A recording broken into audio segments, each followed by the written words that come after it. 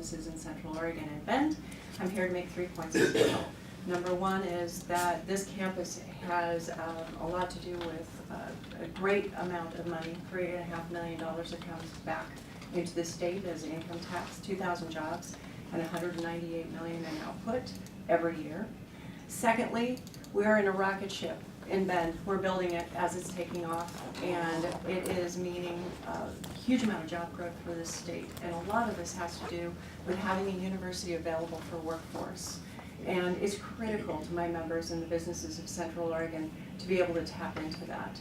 And my third point is the future. After this academic building is constructed, we already have private investment waiting in the wings, and P3 investments in universities is growing across the country in communities that have the foresight to really take advantage of investment in research and co-location of workers.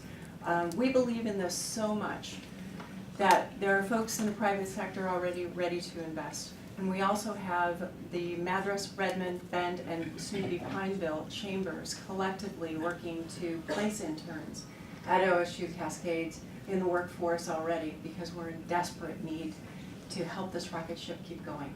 Thank you. Co-Chair Durock, Co-Chair Holvey, and members of the committee, thank you for the opportunity to testify before you today.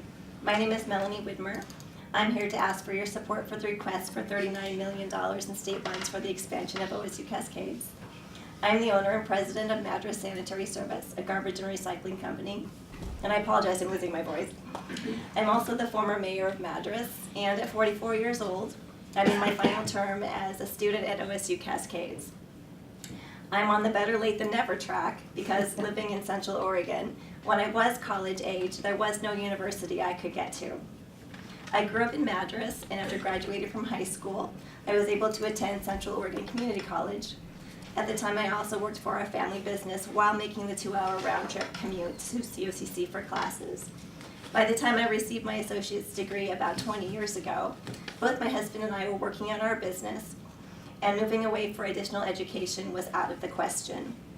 I was needed in my family business, so any further education I could get would have to be within commuting distance. At the time, there was no such place. I was place-bound by my business, just as thousands of other potential students are place-bound for all kinds of reasons. Distance was a deal breaker for me, as it was for so many of my peers. Then finally, OSU-Cascades was born in Central Oregon. So in 2014, I went back to school. Even though I was, at that point, decades into my career, I never lost a sense of regret at not having been able to obtain the level of education I needed and wanted. My years at OSU-Cascades have filled in so many of my skills gaps in accounting, management, marketing, and finance, and I've learned many things I didn't even realize I needed to know. OSU-Cascades is now serving the higher education needs of the most underserved area of Oregon. My generation of Central Oregonians missed out on opportunities because there was no university nearby. Sorry. Thank you. Thank you. Thank you.